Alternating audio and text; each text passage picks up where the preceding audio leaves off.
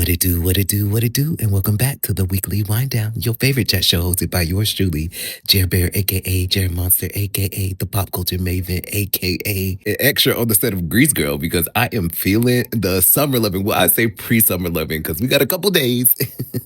But listen, y'all, first of all, happy Juneteenth. Happy Juneteenth, y'all. Before we even get into that, I just have to let it be known that I am truly a child of the sun. Florida bred, and I don't think that's ever going to change. That ain't ever going to change. Believe in Mr. We're cheetah girls. How y'all feeling this week? How y'all feeling this Juneteenth? I gotta perfect this Juneteenth outfit though, girl, because I'm about to be outside and I want to see some people, and I know they're gonna see me, girl. So I just want to make sure I'm presenting myself the best. And I just got some new neighbors, and y'all, apparently they ready to celebrate as well. They not black, but they rowdy in a buck. So hey, party for all up here in Brooklyn. Brooklyn.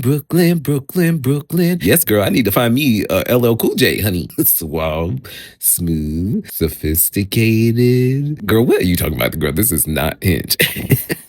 Why are you chatting with these people about this? Well, I'm chatting with y'all because, like I just said, y'all are my people. And that's what we do on the weekly wind down. You did. Anywho, y'all, I just want to share with y'all that I have been finally feeling a bit rooted here in NYC, which might sound strange to y'all because I've been here for about a year and a half, almost 2 years at this point. But I will say, y'all, for the longest, I felt I've just had like this mentality in my head that it was like more of like a tourist inhabiting a space here instead of feeling like anchored in the city. But more recently, y'all, I just been feeling like a New Yorker, y'all. Like, I know I'm not. I know I'm a transplant, but just walking around, waving at my neighbors or the bodega shop owners or the people just on the streets. I run into random people all the time, y'all. Random people that I just be seeing. Just Judy's. Stuff like that to me makes me feel so welcome. And that's something that I've been longing for so long. I didn't even know that I needed until I moved here. So I hope this message inspires y'all to just like go for what you know is meant for you. You got to dream, and you also got to dream big, but you also just got to take action sometimes, because I'm gonna keep it real with y'all. I wasn't even supposed to be here. New York was on my vision board for like 2028. So the fact that she got a little expedited, y'all, you know, and I'm still here. Come on, Tisha Campbell. I'm still here. Oh, but it truly is a blessing, and I can understand why people like her, they be writing songs like that. First of all, I gotta say, this episode is gonna be very, very fun, but I'm pretty sure y'all can read, so I know y'all seen the title, and that's why y'all clicked on this episode, hopefully. But I definitely want to give y'all a little debrief on how today's episode is gonna fly by. You could tell probably by my voice that I'm like super excited, just because I guess I get to showcase like one of my superpowers. Is giving The Incredibles right now, but y'all get to have a little dose into my brain. I'm just gonna ramble off the dome. My vision for some of my favorite artists. I chose 5 artists that I've been frequently listening to this year in 2026. And I'm gonna go and give you guys a little brand analysis on what they've been doing so far, what they've been doing well, you know, and how they can enhance what they've been currently doing to go even further in this ever-changing landscape of what we call the music business and the music industry. So I chose a boy group, I chose a girl group, I chose a male and woman singer, and then I chose a rapper. So y'all have heard some of these names on the podcast before, but they definitely deserve like my deep analysis vibes. So yeah, I'm very excited about this. I've been studying their stuff. I've been watching their YouTube videos, and I'm just like very excited. It's been so much fun. Like if your girl has to do homework, this is the type of homework that I want to be doing in life. So, but I'm very excited to spill what's on this brain of mine. So I really hope y'all are ready for a dose of If I Was Your A&R. Let's get it. All right, y'all. First off the bat, I'm gonna kick things off with the girl groups because that's just very Jer Bear coded, okay? But we're kicking things off with my girls, Frequency. Yes, girl. I'm loving everything that I've been seeing recently. I have to say, been loving the growth. Y'all been real active this month. Our girls just released a new music video for the song Girls Talk, which is also the name of their upcoming album. And I really feel like they are doing a great job at like keeping this girl group renaissance afloat. The vibes just keep augmenting to a point where I am just so impressed. And it just keeps me spinning around like a tornado, girl, or spin that shit. Come on, Young Miami. But yes, y'all, we're about 1 year year post the show. And as a refresher, these ladies are the ones that won the show on Netflix called Building the Band. I love how they've been promoting their music, very like early 2000s coded promotions, which I think is like super fun. It kind of gives me a dose of like what I expected like Danny D. Kane to do if they would have held on for like the DK4 era that they didn't really get to launch because then Andrea quit. And then Don ended up punching Aubrey and then they broke up. What an era, y'all. But anywho, I can tell that the ladies of Frequency are hella hungry for this and the overall experience. And that's just like super refreshing for me to see, especially in this day and age, like girls that actually get along with each other and want to be in the group. And they also really want to be performers. They value like precision and harmonies and stuff like that. Like, I love that that's not a lost art form. And I'm always stand 10 toes down on the fact that they're giving me United Nations. Like, we got Winnie the Dominicana from Kansas. We got Nori, Black Queen from Atlanta. And then we got Bree from Philly. So, you know, it's just giving a dose of America, which I like. Just all the season is perfect for July 4th. Very IB coded, if we're honest. Like, where my International Baccalaureate attendees at? Who was writing them TOK essays? Anywho, my A&R take. Dun, dun, dun. I love Frequency's fight. They have this tenacity that I love. It's very clear that these girls want this very badly. And it's such a shame that their deal didn't work out, but I also firmly support the independent route in today's age. A lot of the old heads at these record labels, y'all, do not know how to digest this ever-changing landscape of what the music industry has evolved into. And in conjunction, they might be offering terrible advice to these artists because what they gonna do is make sure that they gonna be taken care of. So they gonna make you sign that janky contract because they trying to make sure that they don't lose a little mansion that they got in Calabasas. But one thing that I love about Gen Z artists, because my girls in Frequency, I believe they're like 24, 25 years old, they not gonna sit around and wait for someone to, or some entity to come to their senses. They're gonna just take the reins and take control and put things into their own hands, into their own volition, which I love. So I'm rooting for my girls and I just want to see them come even harder with more intent with their rollouts. Like, I love that things are giving budget and high end, at least when it comes to like the camera work and the photo shoots and stuff like that. But I want them to have some creative direction. I want consistency, storyboard, intertwining. Like, it just got to take us to like another layer. I feel like that's what they're missing in comparison to some of their competitors right now in the girl group Renaissance space. The team is coming in heavy, y'all. They've been putting in some work because our girls, well, they did have to postpone their tour. The tour, I think, was supposed to be starting right now, but they postponed some dates. And then the girls announced that they're going to be doing some opening dates for Lauv, which I think is pretty cool. And it has a really big audience. Someone that's doing that really smart is Normani. She's doing these promo gigs or doing gigs where she knows that there's going to be like a drawn audience. So she doesn't have to be responsible for the ticket purchases. So she could just focus on providing a quality show. And I think that is such a smart route for acts that are still growing, that are still finding themselves and their audience to take instead of trying to run off as like these big headliners and sell. In a world where every single artist is now doing that and touring 5 times a year like the Jonas Brothers because they trying to stay afloat because this economy is out the wahoo. And y'all also got to think about it. In today's social economy where you literally have to post like 5 to 7 times a day just to keep an etch of, you remember that little etch sketch pads that we used to have? Just to have a little dash, a little knob turn into someone's brain, you have to do that much. And our girls, I will say, that was very smart to go on tour right after the show ended last year. But after that, then they had to get into the studio to record and get things ready for this upcoming push. But they were, you know, a little quieter than some of the other competitors. Like, people pay attention to that. And I can't stand, like, in today's time, social media is almost the primary currency before talent. And I hate to say it, but I want the girls to get that. Like, I need them to get a good social media marketer in their camp that's not only going to showcase and highlight the group's efforts, but are also showcasing their individual followings as well. Trying to get the girls all on the same level as like Bree's following or all at the same level of engagement. Because like, think about it. Right now, there's so many narratives that Bree is being pushed and forced as the lead. I don't know if this is like fan driven. I don't know if this is like producers from the show. I don't know if we just like all kind of using our eyes. But if we want the other girls to get into that same caliber, the team has to like help control that in a way. They have to help course correct that. And they can do that by, number one, showing genuine content, not forced content, but genuine content of unity amongst those lazies. And then also letting their individuality shine. For me, I feel like Winnerly is still tucked behind everybody just a little bit, which is kind of hard because there's only 3 members.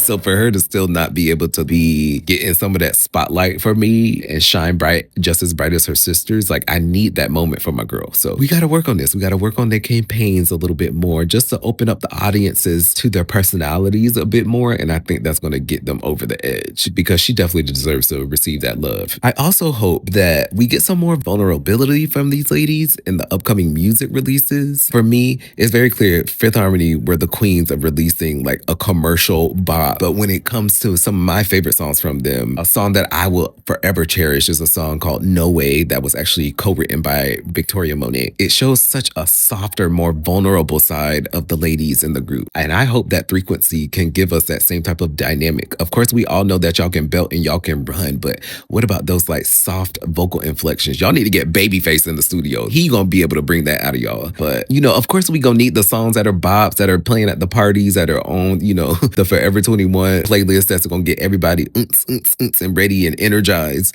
But we also gotta show the dynamics of what it means to be an artist and a girl group, and the fact that you're like multifaceted when it comes to vocal choices and stuff like that. So overall, I'm loving what y'all are doing, ladies. Please, please, please keep up the evolution. And the visuals are giving budget, girl. I said that. I love that, girl.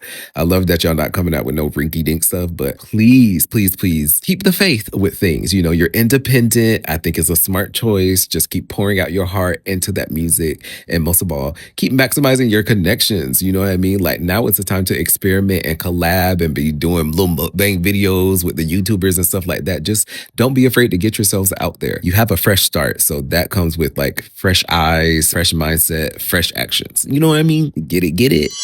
All right, y'all. All right, y'all. Next on the list, I guess we keeping it rolling with the groups, which I do not mind because These Boys song has been on rotation for the last like 3 weeks and I have been obsessed. I love it. I love it. I love it. But y'all got to get into my boys, JYT, which stands for Just Your Type. I briefly mentioned them on my boy band episode, but since then, the boys have released a 3rd single that has just taken over my heart and I am obsessed. And maybe because it has like a little R&B feel, which I think it's been missing for so long in the boy band sphere. You got to think like One Direction and the Wanted them, they was the ones controlling the sound, which is really the Bonettas, the writers and producers of people that were controlling the sound. That pop rock vibe was such like a leading force when it comes to a boy band. Why don't we? They were like teeter-tottering between R&B and then that pop rock vibe. They said we just gonna do all of it to try to like maximize off the fans, which I thought was super smart. But at the same time, I'm like, where is the R&B vibes? Where is that white boy band that think that they are boys to men?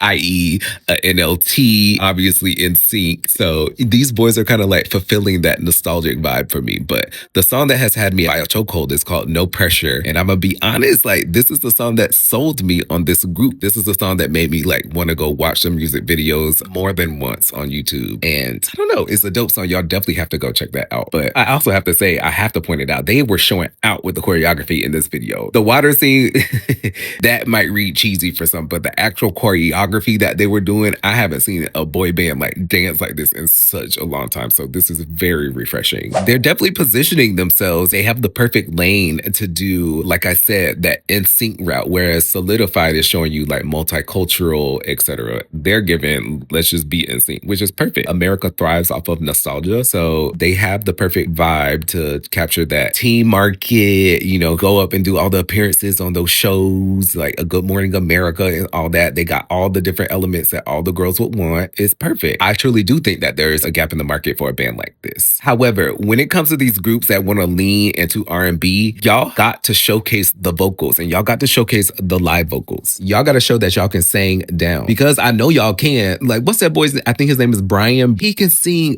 down. Okay. Not saying that the other ones can't, but this boy's voice is like butter. But when y'all place, y'all get with all those engineers and stuff like that want to place all these digital effects and this reverb and all that stuff, it's a harder sell to market yourself as a vocal group instead of just like a pop act or a boy band. You know what I mean? So I already told y'all the dancing is fire, but I don't want y'all to be known as like a dance troupe that can carry a tune. Part of being a boy band is nailing them harmonies and also showing off, being confident in the fact that you can walk the walk and the harmonies and the blend. I also think that their team needs to expand more on their YouTube channel. Like with 5 members, there is no reason why y'all couldn't be doing at least 2 to 3 videos a week and not these shorts. I'm talking about actual videos on your channel. Like they've been doing vloggy influencer stuff that showcases their lifestyle in LA, which is, cool and it's very to the market of their consumers. But if we're thinking about long lasting longevity and stuff like that, people are always going to want to go back to long form content to like engage with or view or like see how the journey has progressed. And there's so much opportunity to like showcase how y'all are making y'all music, how y'all are writing these songs. If you're not doing any of that, at least y'all hanging out with the producers or doing something of that regard. Y'all know who does a really good job of this? The Full Circle Boys. They're another boy band that they're beyond a boy band at this point. Like they've created a bond and a brotherhood so strong that you can tell that they're just getting started in a way. Like they know that they're locked into what they're doing. And I love that as opposed to just being another group. You know what I mean? Like they have identified who they are as artists. And I can't wait for JYT to get to that point. But in order to like be considered an artist in a way, you got to show it. You know what I mean? So instead of taking this influencer lane, I really hope that they do take an opportunity to really showcase the building of a song or constructing of their harmonies or something of that sort, just to showcase that they're all multifaceted and they all can do this. I think this will also help separate them from K-pop bands because I feel like that's what they're probably emulating, or their producers or their team are seeing, that K-pop acts always lean into like hyper perfectionism, especially when it comes to like vocals. So they will always choose Melodyne and always trying to auto-tune everything and make sure everything sounds so perfect, it sounds so crisp. But part of like American boy bands or American artists in general is like the heart and the swagger. Mary J. Blige, she be singing off key a lot of the times, y'all. No shade, but we hear the pain in her voice. Keisha Cole, that we want to be hearing these songs and these artists over and over again. So lean out of that perfectionism and lean more into rawness, and that's going to make y'all have like this undeniable swagger, this camaraderie amongst each other that lets people know that y'all not meant to be messed with. Y'all mean business, and that y'all can produce more hits outside of No Pressure. So yeah, y'all got to let that brotherhood shine, even if it is like, a dance practice. I can settle for that, but I want to see y'all learn something from scratch and then see who has the toughest time picking up the choreography, who's the quickest learner, who's the one that will work with the person after hours, stuff like that. Like that's what I think people will be kind of invested into. Also, they need to be going back and doing them free promo concerts, like the City Walk concerts. Those were like such a big thing back in LA. Like I've seen so many artists perform, Jason Derulo, Midnight Red, Dev, and these were free concerts, mind you. So they were put on by like the City Walk Universal Studios Commission or whatever. But I think that would be such a smart route for these guys because this is an easy way to get good promo out there for your shows. This is a very good way to establish a core fan base of real people that you know are going to be hella into your stuff. And the fact that you would give them some attention, maybe stay after the show for 15, 20 minutes, chat with these people. You also have an IRL experience in addition to all of those social media likes and engagement that y'all be receiving. So that's the way to win nowadays, is you got to be popular in real life and you got to be popular online. So yeah, get more into the streets of things. Having a digital presence obviously is super important, but it doesn't need to be the factor carrying everything. Y'all can get out there and put yourselves out there, especially in a city like LA, girl. There's so much opportunity. So yeah, y'all keep doing y'all thing though. I'm rooting for you. All right, y'all, we headed over to the rapper. Coconut water. Y'all probably mad because I be talking about Trimm on goddamn every single episode, it feels like. But I am just so obsessed, first of all, like Mariah, and inspired. Like I have not been this inspired by a Gen Z or a younger artist in such a long time. She's part of the reason, I know it sounds crazy, but that I've been posting so much content on YouTube, because she comes out with so much random content on her channels. But because of that, make me sound like an old head because I might be so inaccurate with this. But I'm hailing her as the queen of the internet rap genre. Okay. Also, before we hop into my deep dive of Trimm, I do have to say that I did misspeak in a previous episode, and I said that she was from Texas. Trimm is actually from Charleston, South Carolina, which I think is so dope because that's like where a big part of my dad's lineage is from. So hell, we might even be kinfolk at this point. But nevertheless, my girl has literally been dominating the Gen Z hip hop game, and she's been doing it for quite some time now. When doing my research for this episode, I didn't realize that she's been releasing music for a while. now, even when she was a freshman in high school. I think that's super fun because at that time I was super shy. I wasn't letting nobody hear the beats and stuff I was making or the lyrics and stuff I was writing. So the fact that she's so audacious and she doesn't care, she's going to release her shit, I'm so for it. But yeah, she has so many songs and people discount TikTok songs or its impact, but it creates waves. People would kill for this type of immediate exposure, but immediate songs that come to mind, Bad Hoes, Guapo, Hello, the Boat remix with Pusheisty. Like I remember that. And obviously, like I'm saying, Coconut Water has like taken over. The fact that she's having freaking brand deals with Vita Coconut Water, girl.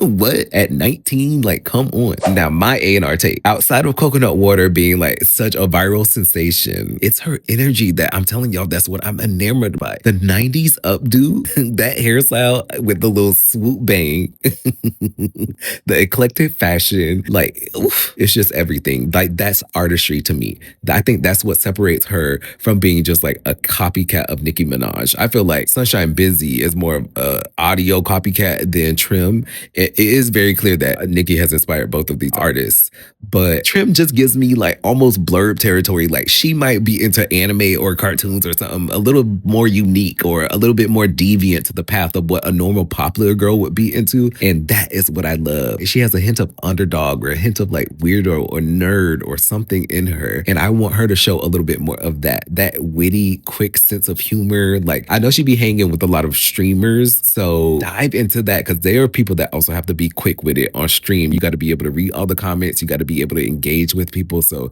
she's got to be able to like utilize that to her benefit, which I feel like she is because her social media is always popping. She always has strong engagement, but I feel like I want her to lean into this, dive into that pool and be a pioneer on what this new lane is for internet rap. She could literally do it all. Like I could see her collaborating with Rico Nasty doing more of a rocky tune. I could see her getting a little more trap with Lotto. Like she can ride any kind of beat. Y'all know them girls that used to be at the lunch rooms in the cafeterias. They could kind of sit at every single table and have a conversation with everybody and they were kind of friends with everyone. That's what Trimm gives me. She has the hunger to back it up as well. I see the fight. When she's on stage, she's just activated into like another artist, which I think is so cool. Like she's found her Sasha Fierce so early and that's super special for someone that's as young as she is. Evolving into your own artistry and having so much confidence in that and that no one can tell you otherwise is such a special gift that when people achieve that, I hope they hold on to it and never let it go, okay? Now, with that being said, I just hope that she knows that she can take her time with things. I know there's a lot of demand, especially when you're on social media. You definitely always want to capitalize off of your momentum and everyone is so buzzing. Like so many people are talking about Coconut Water, so I get it. But for instance, when it came to the Coconut Water release, social media discovered and pointed out that the second verse and the second hook of the song were actually rushed by the engineer. It was maybe only like a half a second early, but real music heads, real musicians are going to hear that this is offbeat. You know what I mean? And if she had the right people in her camp, if she was sending off her masters and her mixers to the right people before it was being uploaded into the distribution panels, this wouldn't have been a part of her epic rollout. The rollout was still epic, but this seems like an addendum or something that was added and it didn't need to be necessary. You know what I mean? And yes, of course, they were able to fix it and they were able to re-upload it and correct it after a week or so. But why not just have it right from the go? That's what separates the greats from the best, I'd say. And then also take into account of the people that actually purchased the song. Like, yes, y'all, there are people that still buy music. So they deserve the best of the best as well. Trimm, my advice to you, girl, is just keep on skyrocketing, girl. But you can also get your Bobby Valentino on and slow down when you can. I promise you, from someone in their 30s, girl, listen to me. Slow down when you can, girl. Take that vacation. Go ham, but slow down. Girl, I'm getting a tan from my room. Recording this. Well, we was just talking about how much we love the sun. The Lord said, you want to see how much you love it? We gonna have her sunshine on you. Anywho, my next artist is also just such a ray of sunshine, and I'm just so happy at the trajectory of everything that he's been able to manifest this past year. OMG, what a year Durand Bernarr has been experiencing, y'all. A new album, new Grammys, because he got multiple, I believe. The Joe Budden, not the Joe Biden podcast. Autocorrect is a bitch. He literally just released a collaboration with my girl Dawn from Danity Kane this week. This is literally queer joy. But anywho, y'all, if you didn't know, Durand released his debut self-titled album back in May, and it is epic. But I need y'all to go to his social media and look at the comments. Like, he's getting so many cosigns from like the legends of the game. Everybody is rooting for him, and that's exactly what you need at this time. Like, community is everything, y'all. When the going gets tough, especially in this industry, and when the top dogs just all of a sudden just change their tune and they don't want to mess with you no more and they want to give up on you, it's so comforting to be able to look to your left and to your right and know that you got some community to uplift you. And that's what Durand has, and I'm so happy to see. He just always pushes through, and I'm like iffy on the word resilience, but I definitely feel like he's that type of artist that is that, you know what I mean? Like, he's always going to have people show up for his DJ sets and show out and show love. So the fact that he's been able to establish himself in his own volition by being a very open, queer, and eccentric and just out there type of artist, I must say, stepping into those straight spaces, being so unapologetic, has really ignited a flame in me that I might even hop back into the studio.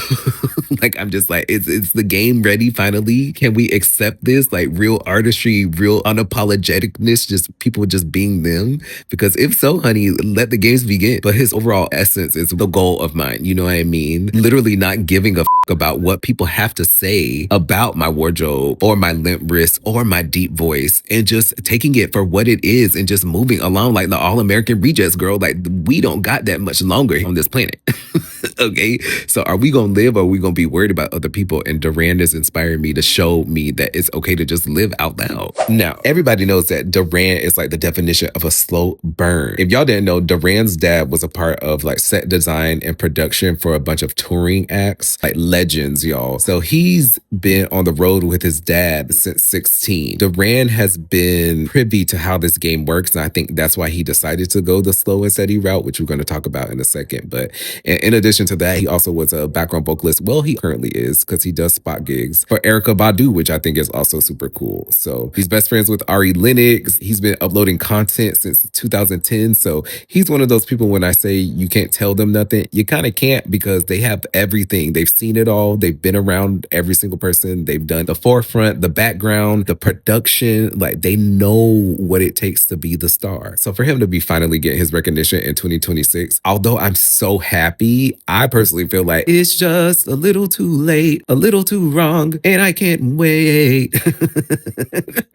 Come on, JoJo. But then also on the flip side, I'm also like, better late than never, like Riley Burris, okay? I know the game is always changing. So he's inspired me to show you, you just work on your craft, and then when the timing is right, then you'll be ready, instead of waiting for the timing and then you're not prepared. He's just showing me that just being yourself, living in that queerness, living in that fearless sense of expression will be the way to expedite that journey. Because there's been plenty of gay folks, don't get me wrong, that have been popular in the game before. Hell, RuPaul was on the charts in the mid-90s with "You Better Work," "Supermodel," "Work It Girl," "On the Runway." But that does kind of lean gimmicky, you know what I mean? It almost gives off like a comedian vibe. And sometimes you always need like a macho man to like co-sign you in order to like break through. Even with Lil Nas X, y'all, it took Billy Ray Cyrus and Miley pushing super, super hard for people to kind of initially accept Old Town Road, especially in the country space, to be taken seriously. So I don't know, to just see Durand finally be able to embrace his moment, to get up there, to win his Grammys, to be going on tour with Kehlani,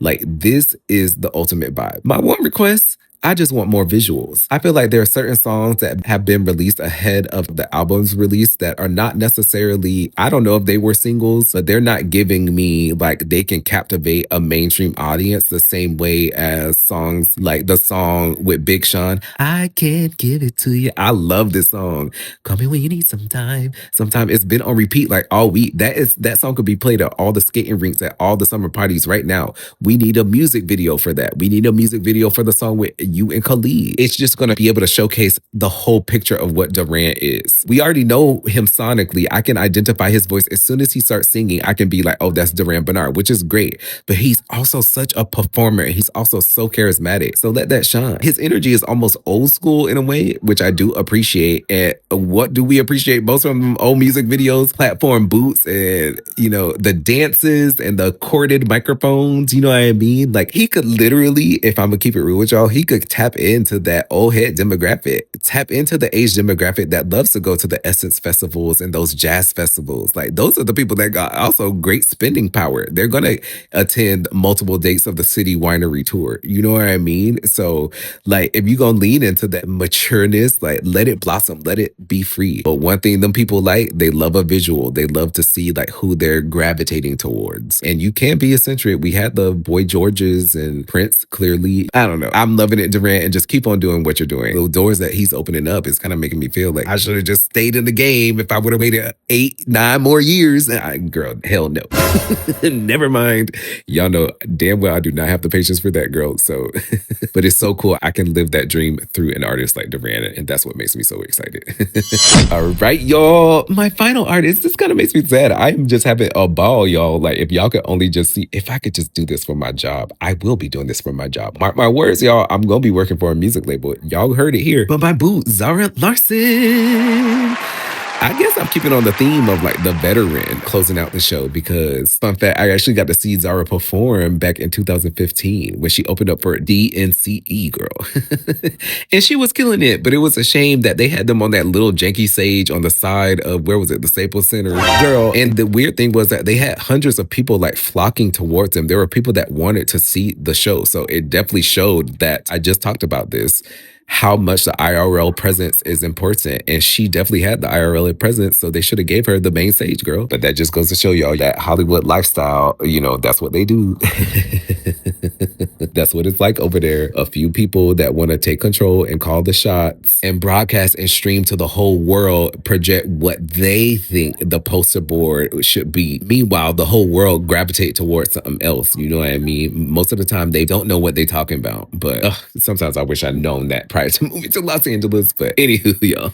My girl Zara has honestly been taking over the 9-9 in the 2000s. Like, I have not seen this much hype behind an international artist, a European artist coming over to America in such a long time. And I'm absolutely loving it because in addition to Durand, I feel like she has been a slow burn. I'm sure with her starting in the industry as young as she did, I believe she was like 7 or 8 when she was on that competition show on TV. I'm sure her family, everybody, the teams all had expectations that she was just going to be skyrocketing into the next Britney Spears, the next big pop star. But who would have thought that it would have taken this much time for her to get here? But she has arrived, girl. The girl has arrived. And you can also tell that she's like genuinely happy about everything that she's a part of. And I love that.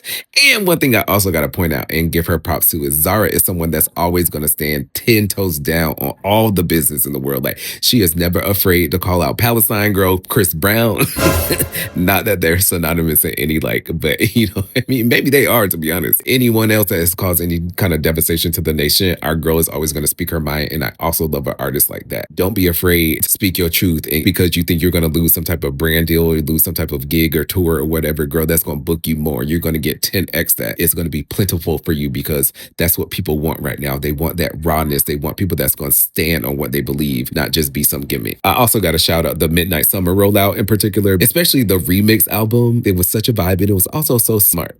Like, labeling Zara as a collaborative artist is such a brilliant optic choice that I think her team made, and it'll only get better and better for like future deals. It'll only showcase like, yeah, she can work with this soccer player, speaking of the World Cup, or she can do this collab with this artist because she has a whole body of work that says so. And it was her choice, which I think was super fun and cool. I just hope that they're able to maintain it being genuine and that it doesn't become a bunch of like random gigs. Like Ice Spice sometimes should just be signing up for deals, girl. Like, for instance, that damn Taylor Swift remix that Ice Spice did. No.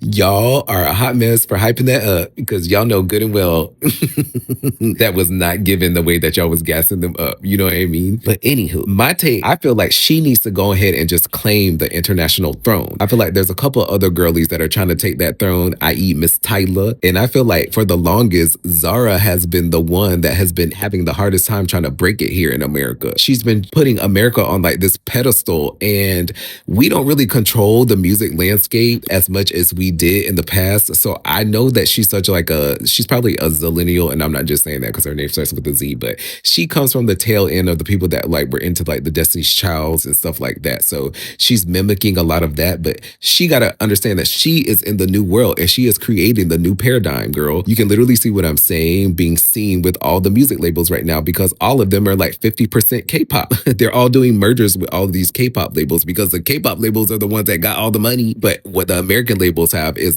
the legacy, I'd say. So with this big merging season, they're doing all of this consolidation. She needs to take things into her own hands. She has to take the reins. It's just so dope to see someone finally getting her accolades. She's finally achieved that American dream. I just want her to understand that she don't need us no more.